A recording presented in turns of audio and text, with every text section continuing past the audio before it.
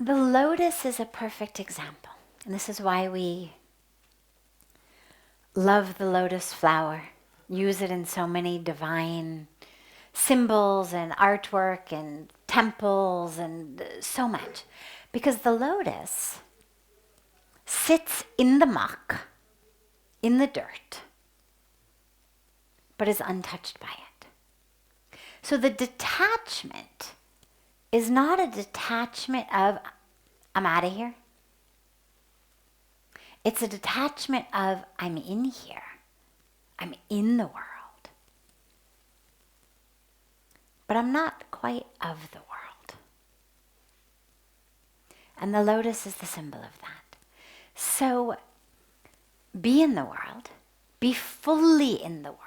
The lotus flower could not blossom beautifully if the roots were not deep, deep, deep in the muck.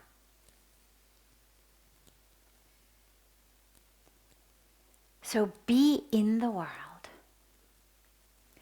Being on a spiritual path does not mean I go through the rest of my life sort of half-heartedly.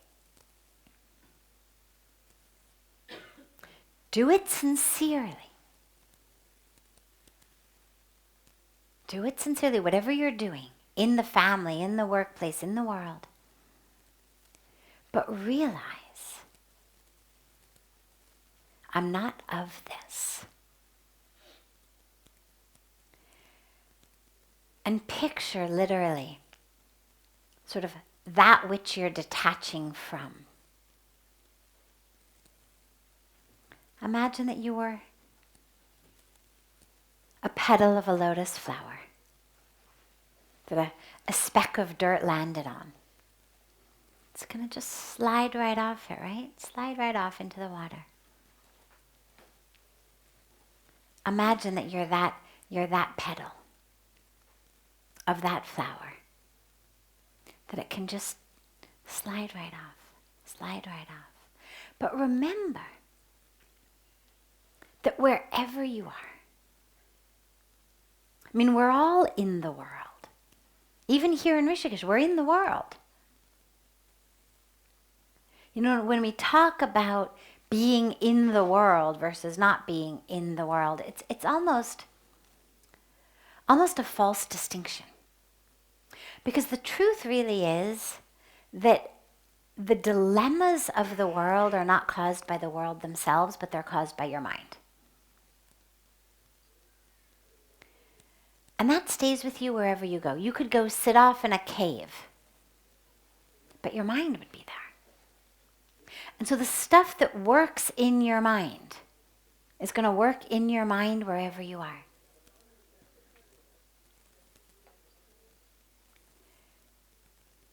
So the goal is, when we talk about being in the world but being spiritual, is I'm not letting my mind be impacted by this.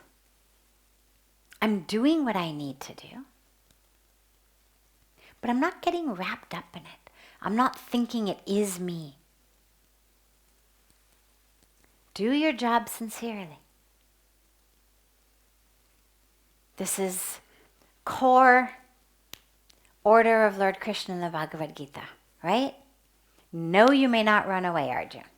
And no, you may not fight this war in an indifferent, apathetic kind of way.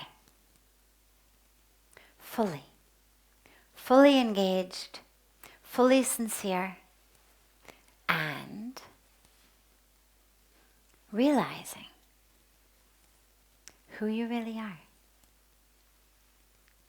Realizing the truth of the self. So that which we detach from, detachment is not actually a detachment from the world itself. It's a detachment from our expectations of the world, our way of interacting with our minds in the world.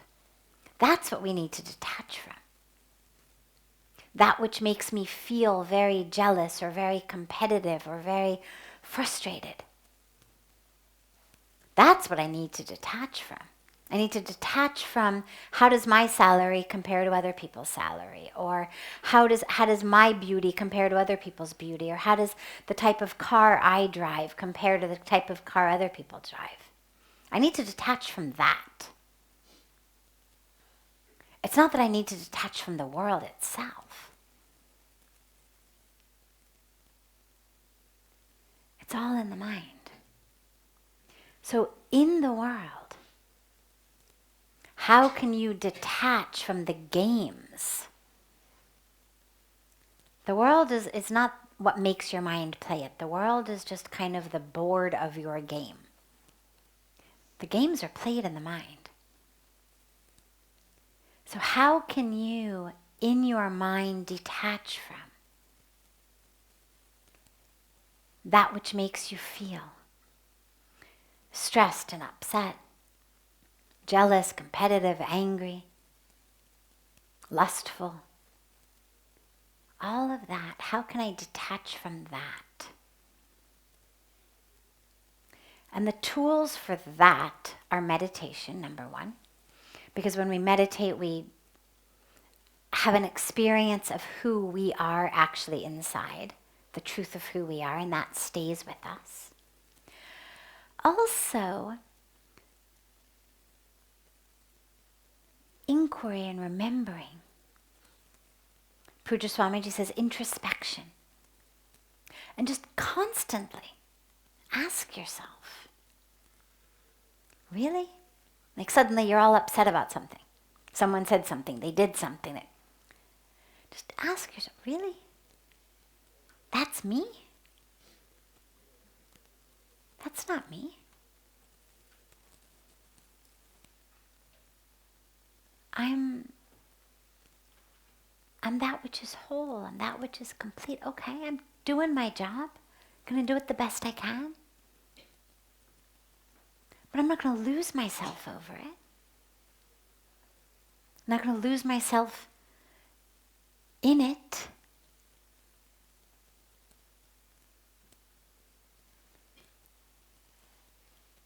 So do it like that, and whatever you do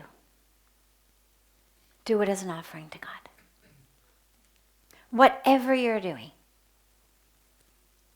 Balancing spreadsheets in some financial company? Fine.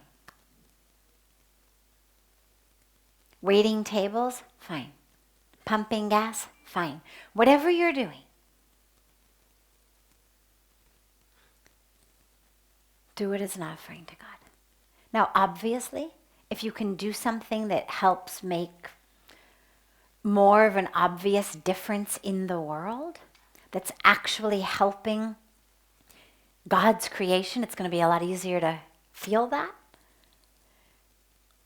If you can do some volunteering, do some seva, it's a lot easier to feel that than if you're working as a waiter. But the truth is, whatever we do should be done as an offering to God. And if you're there, whatever you do becomes spiritual. Otherwise, we're on our way to yoga class or to meditation class or to the mandir or something, and we're stuck in traffic, right? We get a flat tire, something happens. Suddenly I'm furious. I'm furious at the person who made me late. I'm furious at the traffic. I'm furious at the guy who called me as soon as I was leaving the house because it delayed me for 5 more minutes. I'm all worked up because, my God, I've got to get to my yoga class. I've got to get to meditation. I've got to get to the temple. This was my spiritual time. Well, all right, maybe today my meditation time was meant to be spent in traffic. Maybe I was supposed to have a meditation on traffic. Meditation on my connection with the drivers of all the other cars. Either we're all one or we're not all one. And if we are all one, then that all includes the guys driving the car next to me. It includes the pedestrians who know I'm not going to speed up to zoom around and could accidentally run over just so that I can make the light and get there 30 seconds faster. We're all one. Which means wherever I am, I'm able to use it as a way of furthering my spiritual practice. And lastly, really ask yourself how much you can do in the service of the world. Because that's the easiest. If you can actually work for an organization that's doing something, if you can do some seva, either paid or unpaid, either way, it's going to be a lot easier to remember I'm a tool in God's hands. There's going to feel a lot more integrity in that.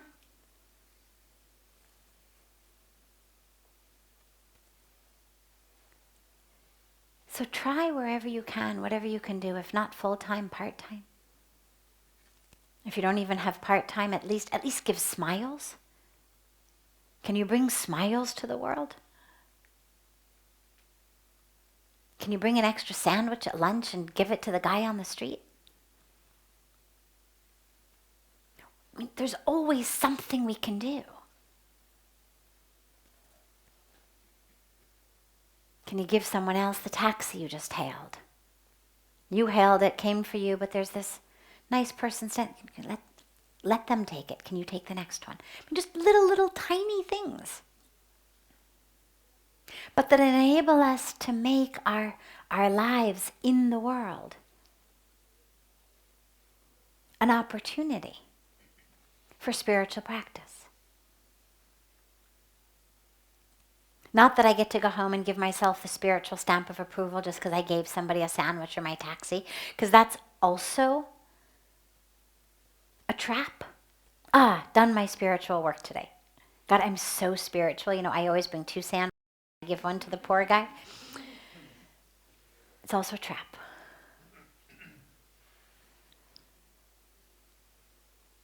I do it not for them. I do it to remind me. I do it because for whatever reason at this time in my life I'm stuck in that world, and all I can do, literally, feasibly, given whatever my circumstances are, the only thing that I actually can do in service to creation is bring a sandwich for the poor guy. I'm doing it for me. The fact that he takes it is a gift to me. So we do these things not to give ourselves a stamp of approval, not to